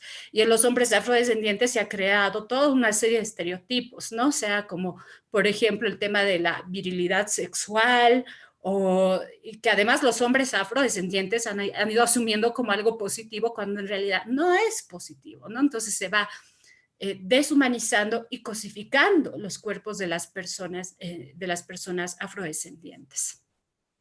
En Bolivia, el año 2006, estábamos viviendo un proceso de asamblea constituyente y se empezó a hablar bastante del término de descolonización, ¿no? Que había que descolonizar el Estado boliviano, y el movimiento feminista María Galindo crea este término que es como se ha convertido en uno de los grandes aportes del feminismo boliviano al feminismo, ¿no? Mundial, que es el tema de la despatriarcalización. Y en la despatriarcalización se refiere al rompimiento epistemológico y la recuperación descolonizadora de nuestros cuerpos, nuestros deseos y nuestros pensamientos. Despatriarcalizar no significa luchar por la inclusión al sistema, sino subvertirlo, ¿no? O sea, no es solo nos vamos a incluir, sino pasa por el desmontaje del sistema. Entonces también se dice en el momento que se crea este término, se dice no se puede descolonizar sin despatriarcalizar. Es imposible descolonizar sin meditar en las estructuras patriarcales del colonialismo. Entonces cuando hablamos del colonialismo y los efectos que ha tenido sobre los cuerpos de las personas racializadas, hay que pensar también en el patriarcado y cómo esto hace que la experiencia de los hombres y las mujeres negras esté marcada por la experiencia del patriarcado y la colonización, y por eso es importante descolonizar y despatriarcalizar. Y ya haciendo como un breve recorrido sobre los feminismos negros, o sea, y por qué la importancia de esto. En teoría el feminismo negro surge en los Estados Unidos, o sea, porque también ahí hay que ver cómo funcionan también estas estructuras de dominación, ¿no? Entonces, cómo creemos que todo viene desde Estados Unidos hacia acá, entonces poco se ve cómo ha habido como procesos de resistencia también en nuestra región, ¿no? Entonces, vamos asumiendo también cuando hablamos de nuestra negritud, que todo vamos asumiendo cosas como desde el discurso, desde Occidente hacia el sur. Sin embargo, me parece pertinente hacer una cita, a mencionar brevemente cómo surge el movimiento feminista negro en los Estados Unidos. Ya en 1831 es la revuelta de Nat Turner dentro del surgimiento del movimiento abolicionista en los Estados Unidos. También los inicios de la década también trajeron consigo en ese mismo periodo paros y huelgas en las fábricas norteñas, donde trabajaban mayoritariamente niños y mujeres jóvenes. Las mujeres más acomodadas empezaron a luchar por el derecho a la educación y por el acceso a profesionales fuera del hogar. Y cuando hablamos de mujeres acomodadas, estamos hablando de mujeres blancas. En el norte, las mujeres blancas, las amas de casa de clase media, así como las jóvenes trabajadoras de las fábricas textiles, invocaban con frecuencia la metáfora de que la esclavitud sería parecida de la esclavitud para compararla también un poco con el matrimonio, ¿no? Entonces, en este periodo las mujeres blancas se vuelcan al movimiento abolicionista. Frederick Douglass, que fue un abolicionista, el abolicionista negro más importante de los Estados Unidos, hace una alianza con el movimiento de abolicionistas de las mujeres blancas, entonces que iban apoyando. Sin embargo, esta alianza con el movimiento de mujeres blancas y negros se termina en la lucha por el sufragio feminista. O sea, paradójicamente, porque había posiciones como que las mujeres, de parte de las feministas blancas, de que era más importante que ellas alcancen el voto antes que un hombre negro inferior. Entonces ahí se da una ruptura. Hace rato había una pregunta que le habían hecho a Jacqueline, y era precisamente por qué había habido esta división y las mujeres finalmente, las mujeres negras, pues finalmente habían volcado sus esfuerzos más hacia la abolición que al derecho al sufragio, o sea, al movimiento feminista, y tenía que ver precisamente con esto, o sea, como personas esclavizadas, inicialmente, o sea, estaban esclavizadas, no tenían derecho a la libertad, no eran personas libres, ¿no? Entonces, imposible pensar en el derecho al sufragio, ¿no? Entonces, y ahí se dan como algunas tensiones de raza. Y en o sea, cuando se habla del movimiento feminista y cuando se habla de la teoría del género y cómo se ha construido, entonces partimos un poco en general de la idea de que la historia ha sido igual para todos y todas las personas, y no ha sido así. El movimiento feminista creó en los años 60 el neologismo herstory, un término que reinterpretaba el significado de la palabra historia para renombrar a una nueva historia escrita desde una perspectiva feminista. Esto como una forma de reclamar una narrativa propia y exigir que la historia de las mujeres fuera incluida en la historia oficial, ¿no? Entonces ahí está, en la diapositiva pueden ver cómo se ha construido este término. Entonces, pero cuando hablamos de la historia del feminismo, la historia de los movimientos de mujeres, estamos hablando de la historia de las mujeres negras, estamos hablando de la historia de todas, o sea, del feminismo negro, pues definitivamente no. Porque si bien son historias que corren en paralelo, tenían una historia, estaba ligada a la esclavización y la deshumanización de unas personas sobre otras, ¿no? Entonces, womanism es un término que se acuñado por la feminista afroamericana Alice Walker, y el womanism aborda los aspectos racistas y clasistas del feminismo blanco y se opone activamente a las ideas separatistas. Incluye la palabra man, hombre, para reconocer que los hombres negros son una parte integral de la vida de las mujeres negras. Expresa el lugar donde se cruzan la raza, la clase y el género y la sexualidad. Esto es lo que nos explicaba ya Jacqueline, la interseccionalidad. Es importante para mí señalar que para nosotras, las mujeres negras, sentimos la opresión de raza de la misma forma que los hombres. Entonces, y muchas veces la opresión de raza es mucho más fuerte que la opresión de género. Entonces, por ahí los hombres, cuando la lucha antirracista, los hombres negros son aliados, los inmediatos aliados de las mujeres negras. Esto no quiere decir que los hombres negros no sean machistas.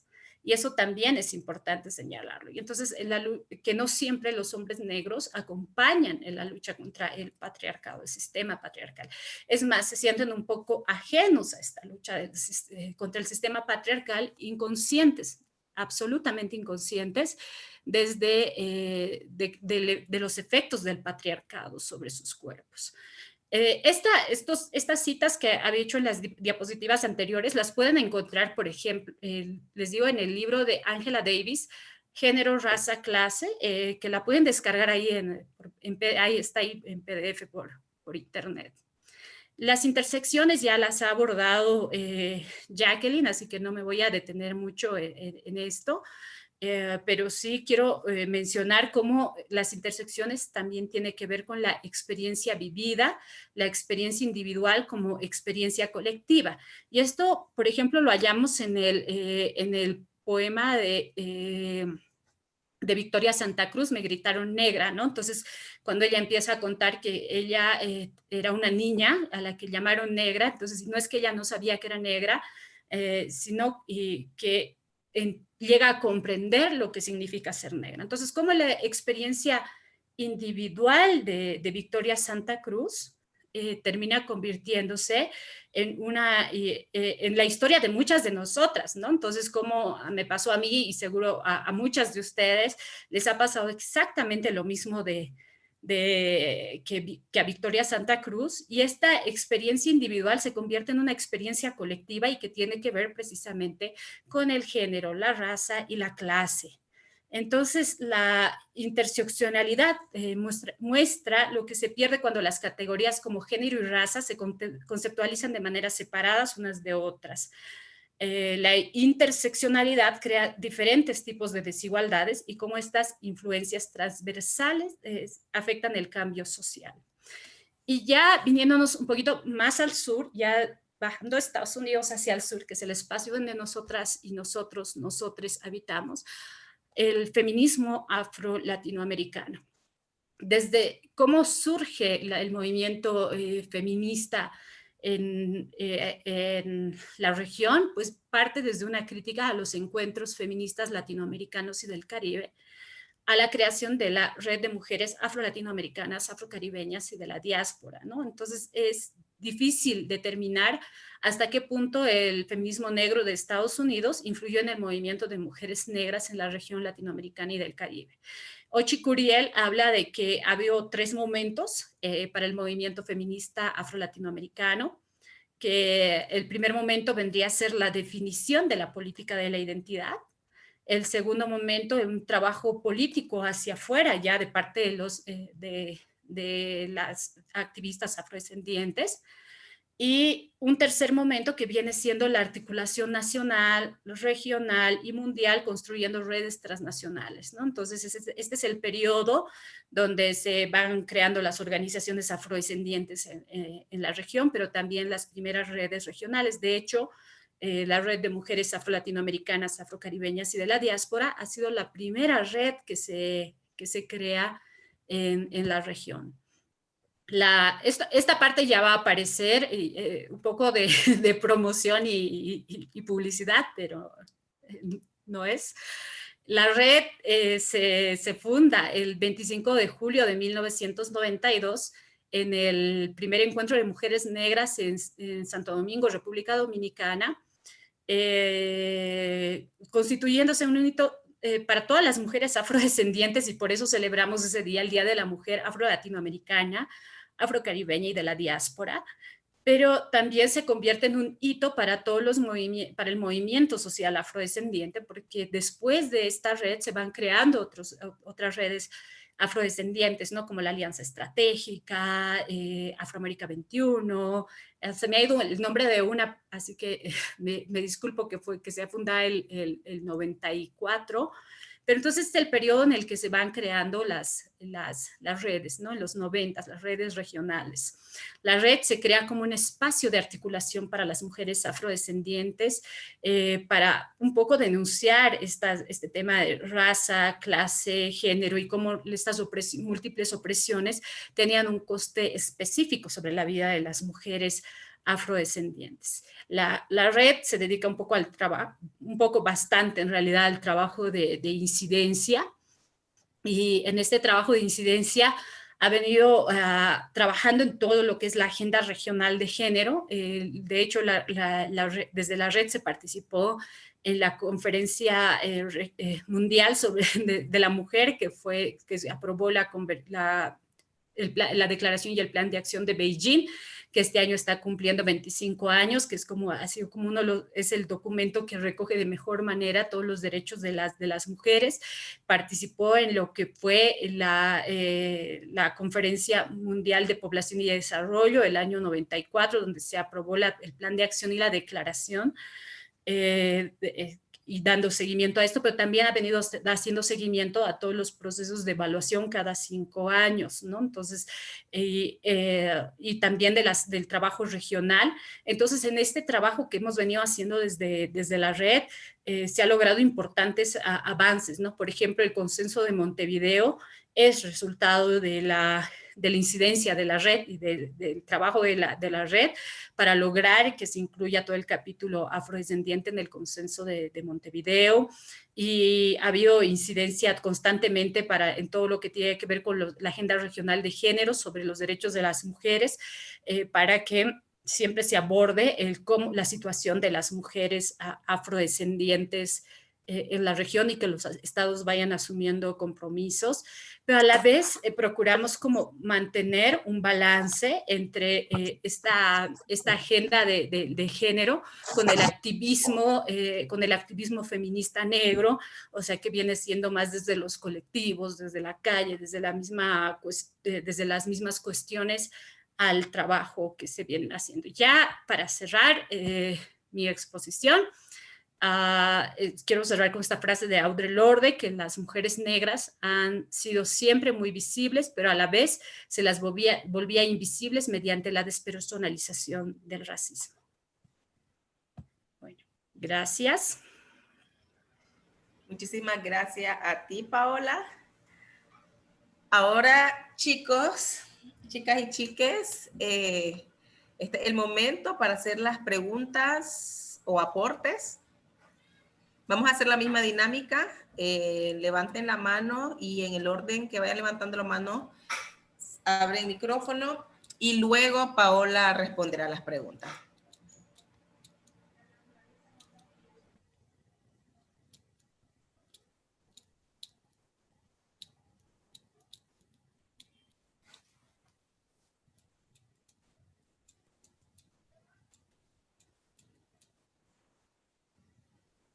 Tenemos a Mayra.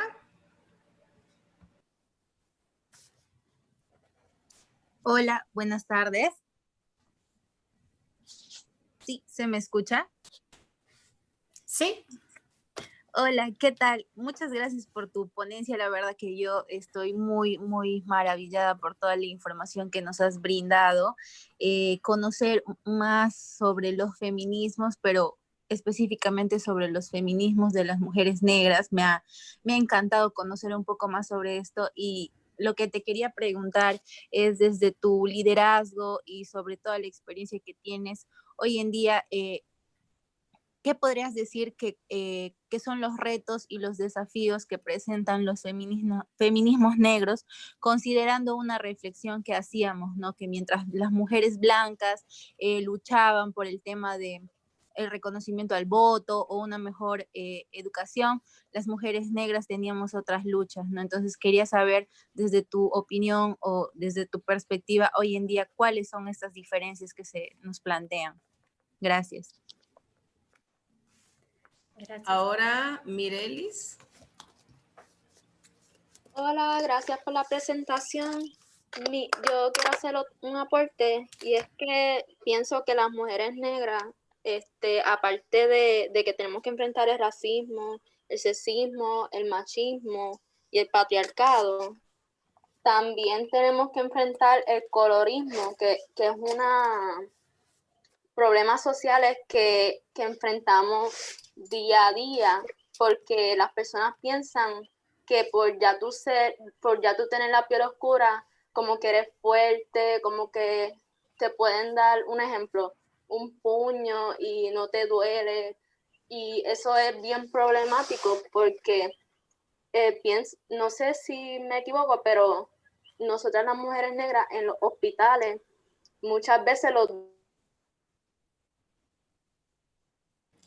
Mirelis, se silenció tu micrófono. sí, silencio. ¿Hasta dónde me quedé? Exactamente en los hospitales. Ok. Que en los hospitales,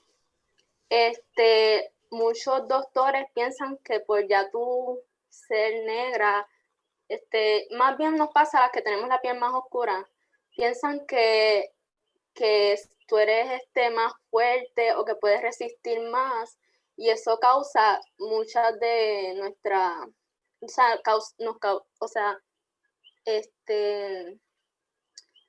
causa muerte, o sea, muchas mujeres negras con piel más oscura pues mueren en los hospitales debido a esos estereotipos que nos ponen ya por tener la piel negra. Porque al hombre negro, que son oscuros, pues dicen que son más fuertes y esto sí lo otro, y a las mujeres negras también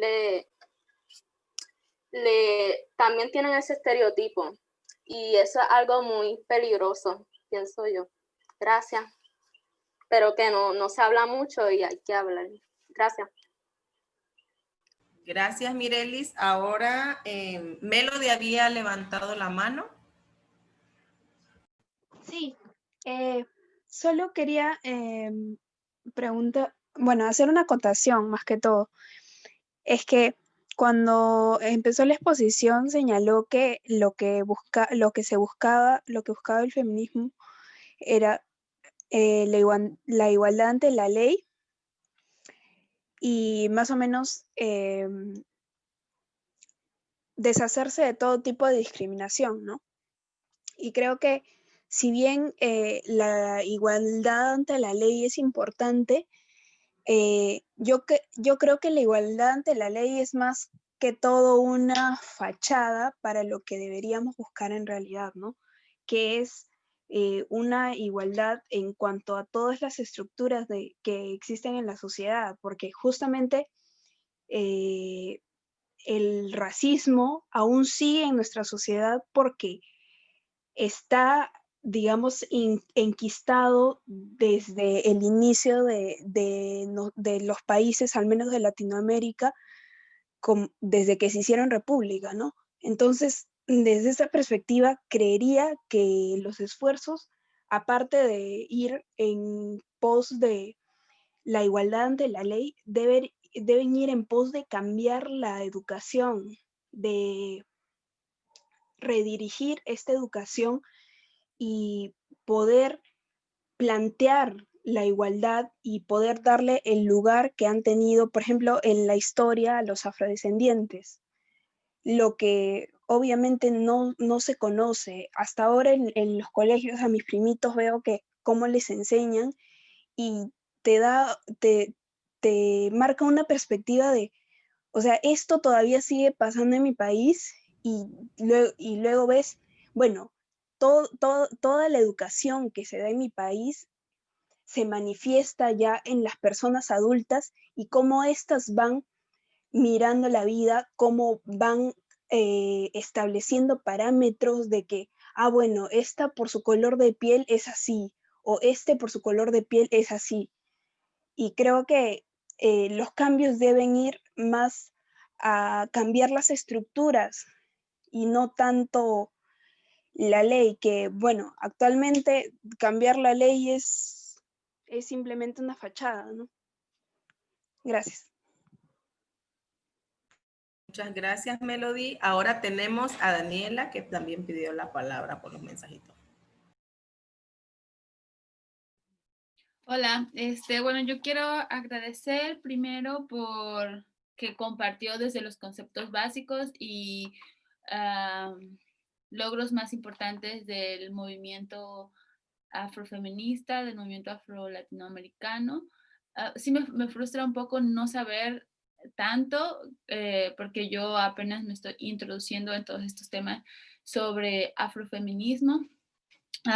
Y solo quisiera saber su opinión o orientación de cómo podemos acercar todo esto o orientar a las mujeres negras de nuestras comunidades hacia el feminismo, afrofeminismo, como puntos de vista muy básicos de cómo podemos hacer llegar e influenciar sobre todo esto, porque suena muy padre que las mujeres negras pues nos hemos defendido a lo largo de la historia, pero realmente yo veo que las mujeres negras de las comunidades no saben nada sobre las luchas de otras mujeres negras. Entonces realmente somos pocas, siempre digo esto, que las que pudimos ir a la universidad estamos introduciéndonos apenas a estos temas, o al menos así es acá en México, pero las otras mujeres negras de las comunidades pues no están enteradas de cómo ha pasado, quizás por la lejanía o por los estereotipos, por la clase, por la raza, pues no tenemos acceso a esta información y entonces siempre estamos como un paso más atrás y pues justo este es el compromiso que tenemos las líderes comunitarias, el llevar todo esto que las otras mujeres negras no conocen. Gracias, Daniela. Y ahora, Paola, doy paso a una más y luego a tu respuesta. Entonces, en este caso, Sandra Cerón. Hola, ¿cómo está? ¿Me escucha? Sí, te escuchamos. Ya, voy a acotar algo a lo que decía la compañera Mirelis sobre que la mujer negra en los hospitales, cuando la van a atender, bueno, pasa mucho acá en Chile con las mujeres haitianas, que porque por uno ser negro o de la piel oscura tiene que ser más resistente al dolor, cuando no es así. Dolor es dolor, sea blanco, negro o verde, dolor es dolor, ¿cierto? Entonces que porque es negra, tiene que sentir menos dolor o tiene que ser más resistente al dolor.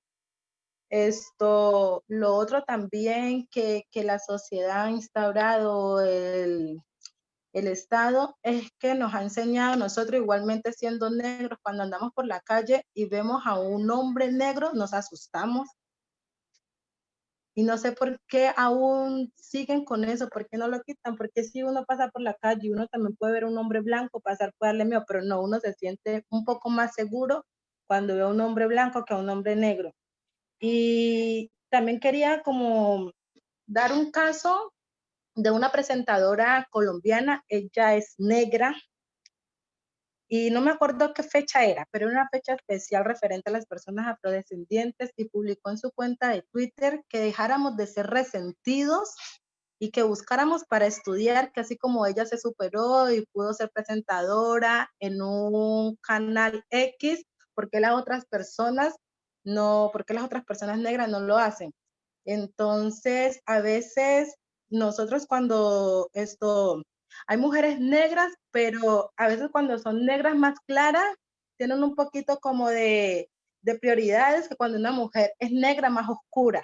No sé si se puede decir así, ¿cierto? Entonces, es algo, lastimosamente duele, porque igual todas somos negras, entonces a veces cuando la mujer negra más clara tiene como prioridades, no trata de ayudar a la mujer negra más oscura o a la mujer que no sabe y que recién está, como la mujer del campo, que a veces se le dificulta. Entonces, cuando hablamos de feminismo negro, a veces yo choco en ese sentido, porque teniendo como el color de piel un poquito más oscuro o un poquito más claro, a veces nos define a nosotros también ante la sociedad. Eso. Muchísimas gracias. Ahora cerramos el espacio de preguntas y Paola, el micrófono es tuyo. Gracias, Liz. Gracias a todos por sus comentarios y preguntas. Sobre los retos y desafíos para el feminismo negro, creo que parte desde una lectura de lo que estamos viviendo, de la coyuntura que estamos viviendo en este momento. Estamos viviendo un periodo donde una de las cosas que había olvidado yo mencionar cuando estaba hablando un poco de esto de la ideología de género y de los sectores conservadores y de los grupos fundamentalistas, es que constantemente se habla de cómo estos van a encontrar los derechos, pero no se habla que estos grupos estos grupos son profundamente racistas y que tienen discursos profundamente racistas. Y esto, o sea, desde el movimiento feminista ampliado, se aborda muchísimo esto, ¿no? De que se está yendo en contra de los derechos y todo esto, pero no se dice que también afecta de manera específica la vida de las personas racializadas, porque hay un racismo. Entonces, ya estamos viviendo un periodo también de efervescencia del racismo, que el racismo tiene esta característica de ser poroso y que encuentra siempre como formas de reinventarse. Yo creo que uno de los desafíos para el feminismo negro es cómo vamos leyendo la coyuntura y vamos leyendo lo que está sucediendo en la región y cómo nos vamos movilizando a partir de esto, ¿no? Entonces, si vamos ocupando todos los espacios desde donde se puede hacer cosas, ¿no? Creo que es importante, sí, incidir desde Naciones Unidas, es importante incidir en ONU Mujeres, o sea, en la OEA, en los organismos internacionales, pero es importante tomar las calles, es importante denunciar, es importante el trabajo colectivo, es importante asumir. Shirley Campbell habla de asumir la responsabilidad con la palabra. Es importante asumir precisamente esa responsabilidad con la palabra y utilizar los espacios de nuestras redes sociales, por ejemplo. Seguro casi todos y todas ustedes tienen redes sociales, y utilizar esos espacios para denunciar lo que está pasando, pero también para asumir posición constantemente sobre lo que está sucediendo en el mundo. Entonces, creo que ese es uno de los retos. Lo otro es comprender la diversidad al interior del pueblo afrodescendiente, ¿no? Entonces, que hay una diversidad con diferentes visiones, que están las compañeras trans, que están las compañeras feministas, o sea, entender toda la diversidad que hay al interior del movimiento afrodescendiente. Lo del colorismo es todo un tema, tanto para afuera como dentro de la comunidad afrodescendiente, dentro del pueblo afrodescendiente, ¿no? Entonces, para afuera sí, todavía pesan como los estereotipos racistas, pero también al interior del pueblo afrodescendiente como que tenemos igual, hacemos estas diferencias entre nosotros cuando el sistema nos está oprimiendo por razones de raza. Y creo que es como un tema que debemos ir abordando y dialogando cada vez más y de manera mucho más abierta, porque sí, yo reconozco que, por ejemplo, yo que cuando salgo con mi madre, que es mucho más oscura de lo que soy yo, entonces que ella vive el racismo de una forma distinta a como la vivo yo, ¿no? Entonces, y eso tiene que ver también con la experiencia personal que te lleva a tener una piel más oscura. Pero eso no quiere decir que yo no viva el racismo y no viva los efectos del racismo, ¿no? Entonces, y a veces hay como esta negación de que unas no vivirían el racismo, ¿no? De la misma forma. Entonces creo que es importante hablar lo más que se pueda sobre el tema del colorismo. Yo cuando hablaba de igualdad ante la ley me refería a que cuando estamos hablando de igualdad de género, cuando se habla del término de igualdad de género, simplemente se está hablando de la igualdad ante la ley, que no es precisamente lo que busca el feminismo, ¿no? Entonces el feminismo es bien subjetivo y es complejo también los feminismos, ¿no? Porque parten de cuestionar el patriarcado, parten de cuestionar todo el sistema. Algunas sí apuestan desde el espacio institucional, que es lo que les decía, a transformar el Estado, y otras dicen, pues definitivamente con el Estado no se puede lidiar, o sea, no vamos a lograr nada apostando a la incidencia hacia el Estado. Ambas posiciones son válidas desde mi punto de vista, ¿no? Entonces, pero yo creo, y ya ahí desde mi rol como la coordinadora de la red, es cómo vamos hallando un balance entre estas dos posturas, ¿no? Entonces, el 8 de noviembre hubo el cambio de gobierno en mi país, y en el discurso del vicepresidente, él hablaba de que el cóndor para volar necesita tener un equilibrio entre el ala derecha y el ala izquierda, porque si no, no puede emprender el vuelo. Entonces yo creo que igual la lucha antirracista parte por eso, ¿no? Por encontrar un equilibrio entre el activismo de la calle, el activismo en las redes sociales y la incidencia que se hace entre organismos internacionales para transformar esta realidad. ¿Cómo ir?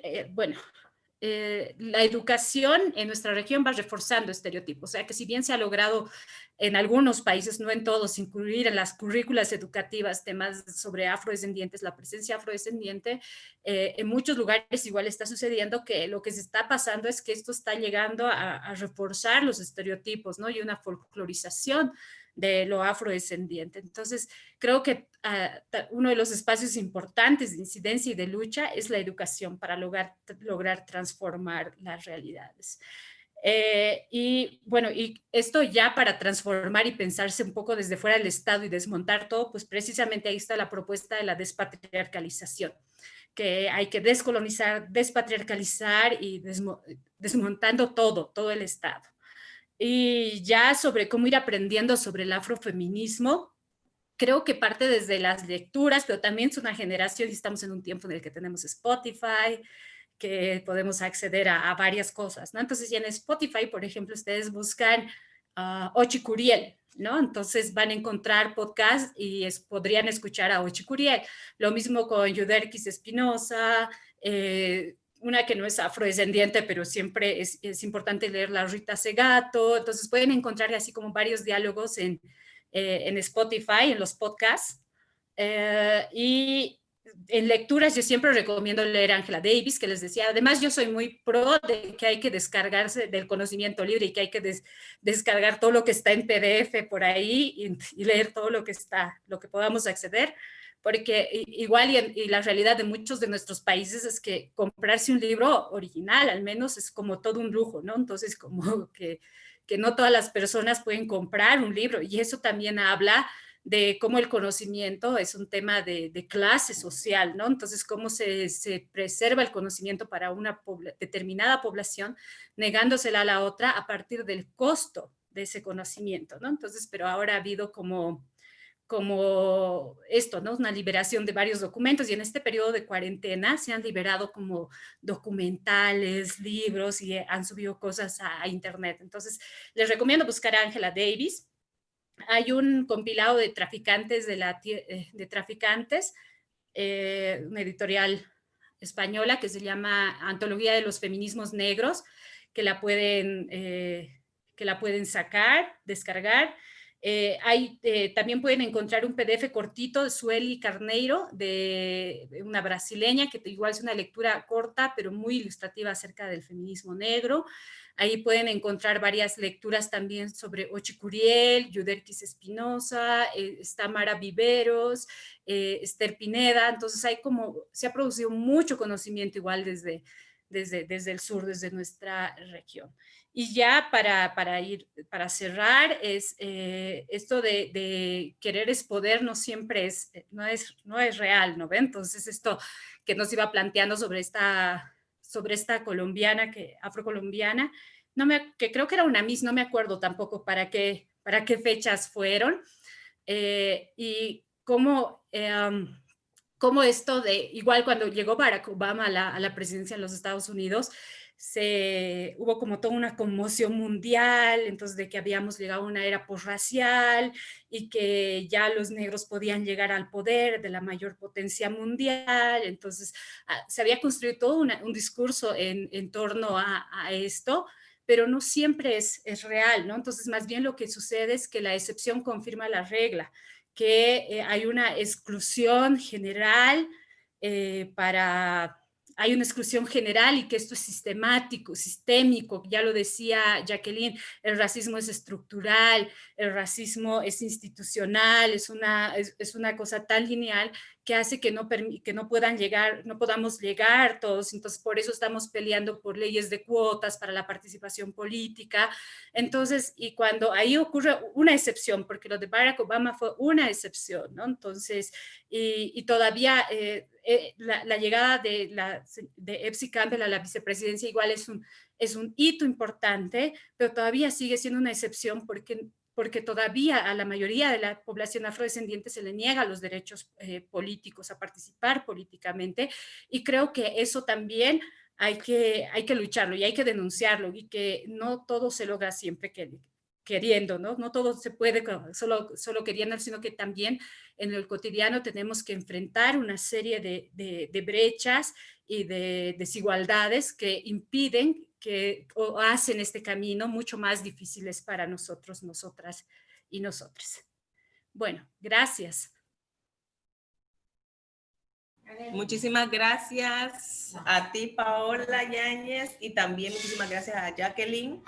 Yo sé que el tiempo es poco para tanto, y realmente la información que nos han compartido también nos va a servir para que las y las chicas puedan continuar en el foro del aula virtual. Así que para quienes no tuvieron la oportunidad de poder hacer sus aportes y sus preguntas, recuerden que ahí podemos continuar con el foro del tema de hoy.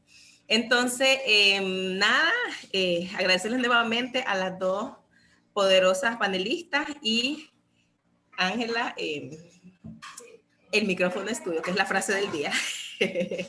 Le dice, me sumo a los agradecimientos para Jacqueline y Paola. Muchísimas gracias por socializar los conocimientos y contribuir a la formación de estos líderes afrodescendientes de toda América Latina. Agradecemos muchísimo su participación y estaremos en comunicación para futuras colaboraciones. Muchísimas gracias. Queridas y queridos estudiantes, estamos en la semana 5. Durante esta semana les hemos compartido las indicaciones para la elaboración del trabajo final. Se las enviamos por correo electrónico y también la pueden encontrar en el aula virtual. Voy a compartir brevemente mi pantalla para que ustedes, a ver, ¿dónde puedo compartir pantalla? Aquí está. Bueno. Por favor, es muy importante que revisen las modalidades del trabajo final. Recuerden que deben enviarnos sus trabajos a más tardar el jueves 10 de diciembre. Este trabajo puede realizarse en forma de un ensayo reflexivo, donde ustedes pueden reflexionar sobre cualquier de los temas abordados en los 8 módulos de la Escuela Afro, o pueden escribir sobre trayectorias o experiencias desde su activismo juvenil afrodescendiente, o desde los retos y desafíos y propuestas de solución sobre una problemática identificada en su comunidad o población afrodescendiente. En el documento que les compartimos van a encontrar la estructura de cómo elaborar este ensayo. Tiene que tener una introducción muy puntual, muy breve, un desarrollo de aspectos teóricos o empíricos, una conclusión o una bibliografía, si ustedes lo consideran, ¿no? También hablamos de los requisitos. El ensayo puede ser escrito en español o portugués. Una segunda modalidad de trabajo hace referencia a una muestra fotográfica. Se me olvidaba, la elaboración del ensayo la pueden realizar de manera grupal. Pueden organizar grupos de hasta 3 miembros, ¿no? Ustedes ya en sus grupos de trabajo se conocen. Si quieren asociarse con 1 o 2 compañeros de clase, háganlo y escriben su ensayo de manera colectiva. También pueden realizar una muestra fotográfica siempre y cuando la fotografía sea de su autoría, ¿no? En esta muestra fotográfica ustedes pueden describir por medio de una imagen acompañada de un documento breve de 1 o 2 páginas o 2 párrafos, perdón, acerca de qué están manifestando a través de esta fotografía, dónde fue tomada esta fotografía, en qué circunstancias tomaron esta fotografía y cómo esta fotografía permite leer algunos de los temas abordados durante la escuela. Otra modalidad de trabajo final que es muy sencilla y que también nos gustaría que la consideraran muchísimo es la realización de un vídeo. Por medio de un vídeo ustedes pueden entrevistar a un dirigente de su comunidad, de su organización afrodescendiente, máximo 10 minutos, donde ustedes realicen una pequeña entrevista acerca de un tema de interés para los afrodescendientes, ¿no?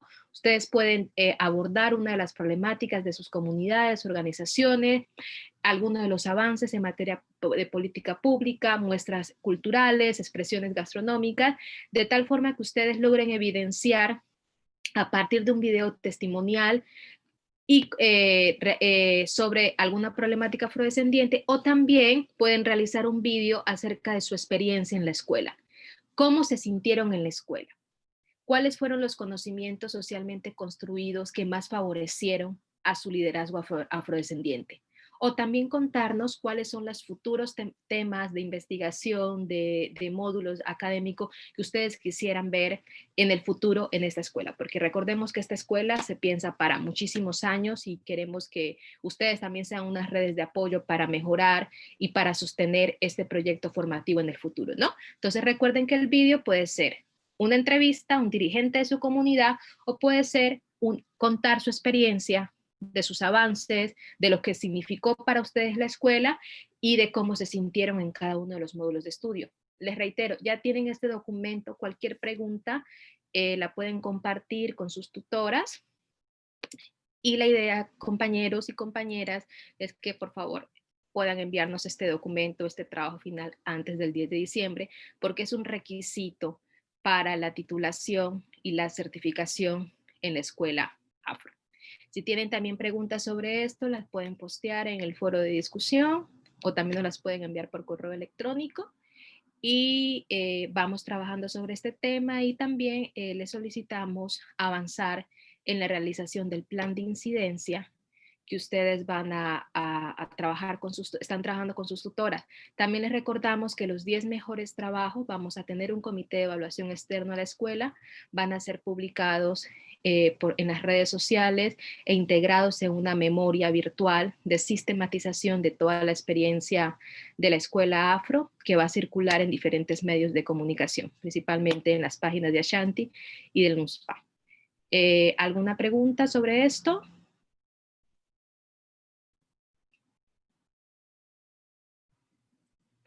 Es mucha información, lo sé. Yo tengo una consulta. Cuando usted habló sobre las entrevistas, sobre qué es lo que puede ser, la estaba apuntando, pero no alcancé. Sí, puede ser una entrevista a un miembro de tu comunidad, a una persona parte de tu organización social o alguna persona del movimiento afrodescendiente que tú consideres que sea un referente en la lucha para los afros. Esta entrevista puede tener una extensión máxima de 10 minutos y la idea es que ustedes, a modo de preguntas, a modo de guión, den testimonio de cómo esta persona contribuye al fortalecimiento de las organizaciones afrodescendientes desde diferentes lugares, desde la política, desde la cultura, desde el arte, desde el enfoque que ustedes quieran realizar. Si van a realizar una entrevista, pueden hacer un guión que también pueden compartirle a sus tutoras o postearlo por medio del aula virtual y nosotros podríamos revisar estas preguntas y también asesorarlos para que ya queden afinadas a la hora de ustedes realizar sus trabajos de entrevista. Bruno, gracias. A ti, Sandra. Gracias por el pase, señorita. ¿En la muestra fotográfica necesariamente tiene que ser una sola fotografía o podrían ser, por ejemplo, 3, 4? Porque se me ha venido a la mente bastantes cosas y justo quería hacerle algo relacionado con el tema que hemos tocado hoy día de igualdad de género y derechos humanos en mujeres afrodescendientes, porque a mis tías, ellas han tenido estudios, pero lamentablemente tienen que trabajar de cocineras porque es lo que les ofrecen. Y como dijo la señorita también, por su condición, por su color de piel, la menosprecian y tienen diferentes tipos de percepciones inadecuadas que no me gustaría abordar mucho porque seguro todos tenemos cosas que hacer.